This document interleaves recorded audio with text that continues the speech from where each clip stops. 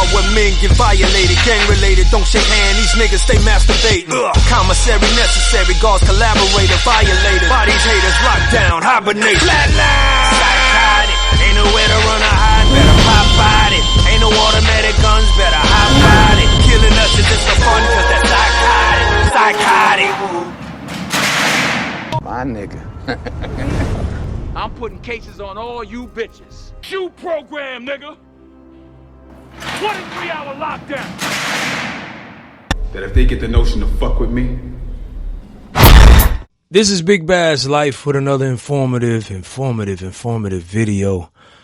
Under some sad circumstances, man, I want to talk about passing away while in custody.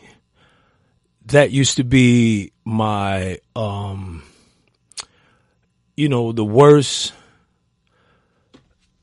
the worst thing that used to cross my mind while being locked up.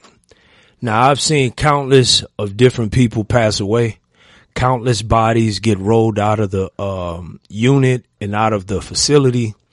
So it's not a pretty sight. It's not a, how can I put it? Like, it's not a, the type of closure that you're supposed to have when you're dealing with someone, especially someone that's close to you.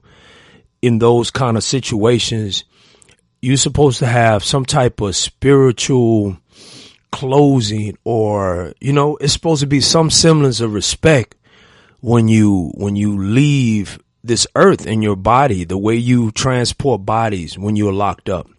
Passing away, I've seen them literally take and toss bodies and wrap them and throw them on gurneys.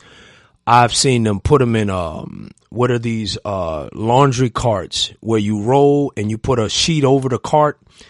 I've seen them throw bodies in the cart and put a sheet over it so you can't see the person. I've seen that type of thing. But anyway, this particular brother right here was a great brother to me, a great friend. His name was Troy Louis Barksdale. Troy, he passed away recently on June 4th, 2024. So it's fresh. I didn't want to jump the gun and start talking about it till I found all the details, what was going on, things of that nature, and, I met Troy on a terror unit, terror unit was, death row at the time. I think I did a video about death row and how, it was fighting. It was constantly bodies coming out.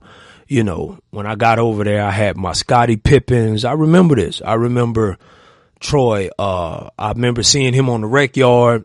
And I remember one day when we was on the rec yard, it was some guys that, would come around and they were like, surrounding us. Troy was out of San Antonio also, out of San Antonio, Texas. And I remember him, listening to us rap and get down. And he was like, man, he would always make comments about how skilled I was. You know what I'm saying? Like, man, you're dope, man. You know what I'm saying? You think about, sound like you used to do this in the world. And I told him I did. So we developed a real good relationship. And Lil Troy, we used to call him Lil Troy for short, but Lil Troy is as passionate a person he was, he's very intelligent. And he used to read books. I used to see him reading a lot of books. He read the 48 Laws of Power. He read some of the like Behold the Pale Horse. Troy Barksdale was truly a very learned and very inspiring brother. You know what I'm saying? Even outside of the complexities of how we got there, because a lot of us got there with bad intentions, robberies, hood stuff, theft, all kind of different varieties of crime. But I don't focus so much on the crime. I focus on the development of the person. I watched him, while doing time with him, develop into a great person, a great human being, a great teacher, a great leader. Because one thing I knew about him, not only was he a great leader, he was a great soldier.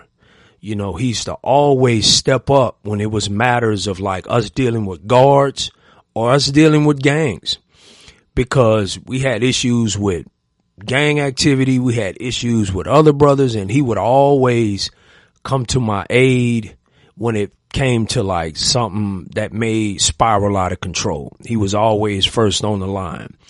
And I appreciate his loyalty in that sense. We had a great friendship because he would always try to leave. A lot of them did. They wanted to leave the penitentiary by listening to music or listening to something that could inspire them. And I would always come up with clever ways to kind of take their mind off of what we was going through. You know, Troy, you know, he had a penchant for the ladies. The ladies loved Troy because Troy was intelligent. He had what we would call game. And also he had a certain appeal about him that kind of like made you gain interest. You know, like, where did this brother come from? Who is he? You know, that type of thing. I remember also, when Troy, his grandmother passed away, because she came to visit him one weekend, and if I'm incorrect, I want to be correct about it, but I think they ran into a deer or something, jumped into the middle of the road and ended up going through the windshield and killing his grandmother. So I remember how that affected him also. Outside of him being a great warrior with his hands, I have watched him on many occasions box guys into the ground. Like, I watched him knock dudes out. I watched him scrap. I watched him call bigger guys out. And he had the heart of a lion. Like, it wasn't no backing down. And he was so sure and really good with his hands. He would always, go to the bat. It would never be a pretty situation every time. But Troy Barksdale, Lil Troy, was definitely a great person, a great individual. I don't want to make this too long and drawn out, but passing away while you're in prison is not an honorable thing. And the reason why I say that, you want to be around your loved ones. You want to be around your family. I think Troy has a son. He has siblings. You know what I'm saying? You want to be close to home. So I was blessed to at least come home and to be around my family. So if I ever met that timely situation, at least I have the courtesy and I have the pleasure of being around my siblings. I be around my family, my kids, and I have that luxury. So I'm just saying, I don't want to make this a sad moment, but it is a sad moment for me because at least those who are close to me and dear and near to me, I want those brothers to get on the other side. And, when you've done time with someone, and I mean years, when you've done years, because me and Troy was on Terror Unit. We went from Terror Unit to Darrington Unit. He followed, he was there like the majority of my time that I did. He was there. And it was always reassuring that you got a brother that's a soldier that you can come, that will come to bat for you. You know what I'm saying? So I want to say to you, Troy Barksdale, his burial was on the 11th, and I didn't get a chance to make the trip, but I want to inshallah, God willingly, I will make that trip one of these days to visit your site and to pray and to, because you were such a good friend to me and you were such a good brother to me on the inside, and never put it past any man when you're dealing with someone on it. They will always remember. So if you was I don't want to, if you was a bad individual, if you was a shiesty individual, if you was a rotten individual, people don't forget that. And, and when you pass or something happens, prayers mean something, man. So when you pray for someone, man, your prayers mean something.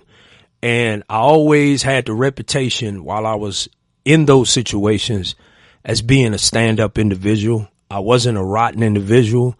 I always gave brothers their props. I always gave brothers their cards. I always gave brothers motivational, positive outlook on everything. And even when I did my raps, I particularly did raps dealing with our traumas, dealing with our reality, dealing with our families, dealing with what we was going on in there.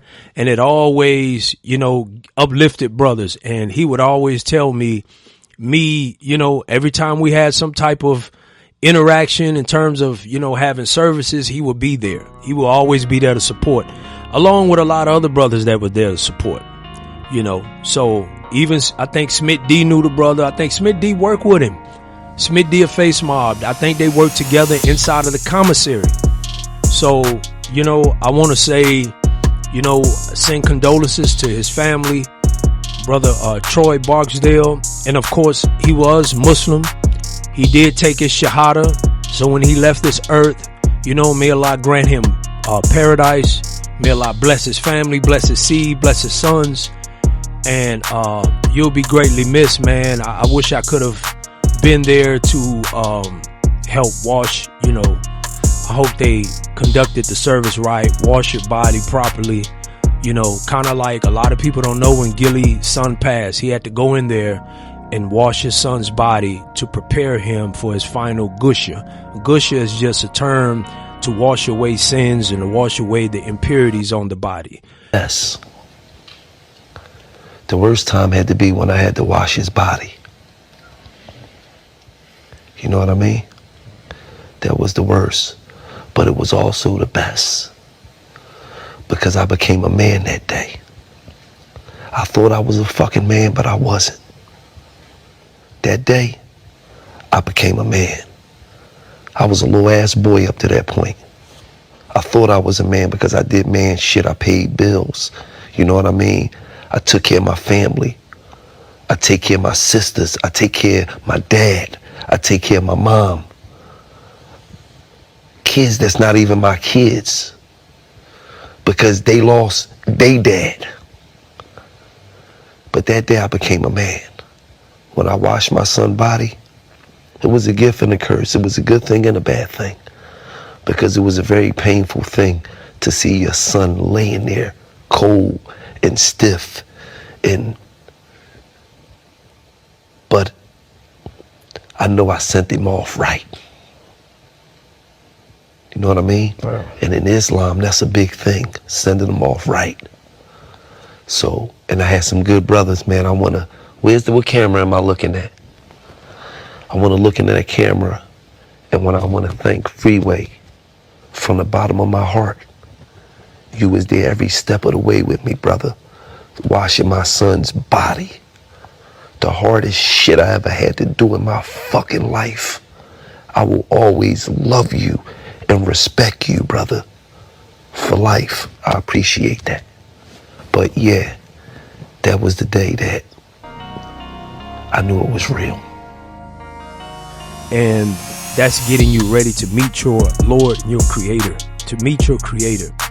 And I pray that happens for him.